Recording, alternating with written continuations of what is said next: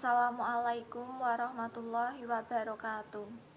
Kami dari kelompok model pembelajaran inquiry akan mempresentasikan hasil pekerjaan kami.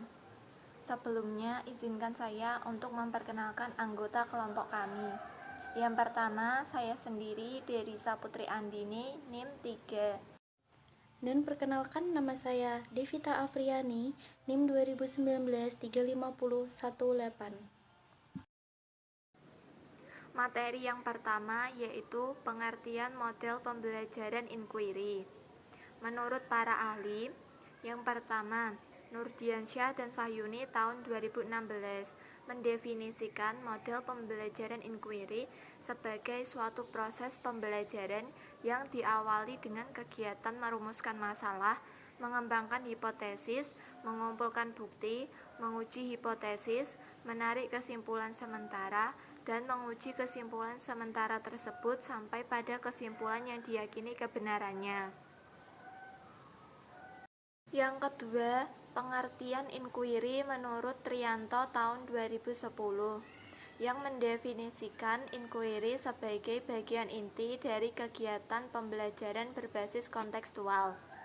Pengetahuan dan keterampilan yang diperoleh siswa diharapkan bukan hasil dari mengingat seperangkat fakta-fakta saja. Selanjutnya, pengertian inquiry menurut Hanafiah tahun 2010 yang menyebutkan inquiry sebagai suatu rangkaian kegiatan pembelajaran yang melibatkan secara maksimal seluruh kemampuan peserta didik untuk mencari dan menyelidiki secara sistematis, kritis, dan logis, sehingga mereka dapat menemukan sendiri pengetahuan, sikap, dan keterampilan sebagai wujud adanya perubahan perilaku. Secara umum, model pembelajaran inquiry dapat didefinisikan sebagai suatu proses pembelajaran yang melibatkan siswa dalam menemukan pengetahuan atau pemahaman untuk menyelidiki, mulai dari melakukan pengamatan, mengajukan pertanyaan, merencanakan penyelidikan, mengumpulkan data atau informasi, dan melakukan penyelidikan, menganalisis data, membuat kesimpulan, serta mengkomunikasikan hasil penyelidikan. Materi yang kedua yaitu karakteristik model pembelajaran inquiry.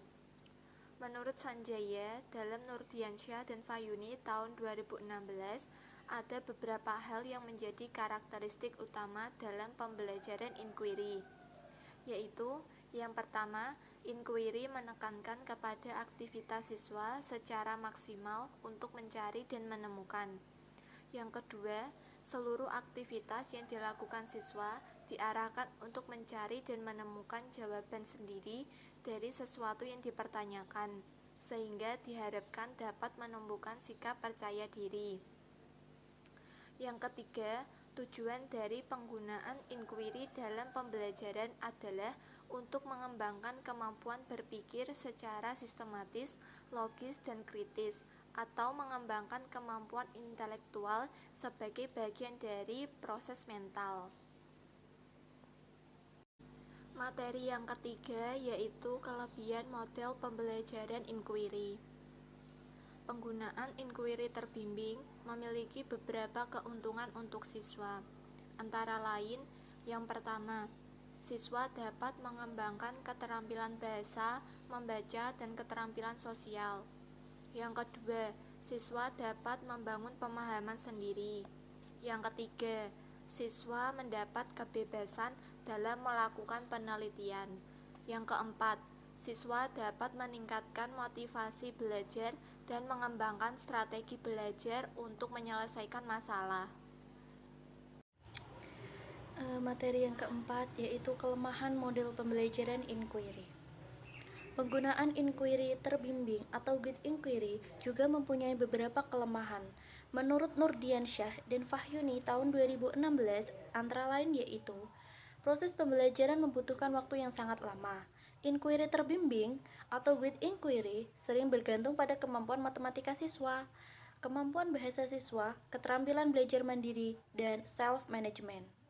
Yang ketiga, siswa yang aktif mungkin tidak paham atau mengenali konsep dasar, aturan, dan prinsip, serta siswa yang sering kesulitan untuk mendapatkan pendapat, membuat hipotesis, membuat rancangan percobaan, dan menarik kesimpulan. Yang kelima yaitu sintak model pembelajaran inquiry. Sintak model pembelajaran inquiry terbimbing menurut Lewenly tahun 2013 yaitu yang pertama, menyelidiki fenomena, memfokuskan pada pertanyaan, merencanakan investigasi, melaksanakan investigasi, menganalisis data dan bukti, membangun pengetahuan baru, serta mengkomunikasikan pengetahuan yang baru. Sementara itu, menurut NRC dalam Nurdiansyah dan Fahyuni tahun 2016, sintak atau tahapan model pembelajaran inquiry terbimbing atau guided inquiry adalah sebagai berikut. Yang pertama, mengidentifikasi masalah, melakukan pengamatan, mengajukan pertanyaan, merencanakan penyelidikan, mengumpulkan data atau informasi, dan melaksanakan penyelidikan, menganalisis data, membuat kesimpulan, dan mengkomunikasikan hasil. Sekian dari kelompok kami dalam penyampaian materi model pembelajaran inquiry. Jika ada yang ditanyakan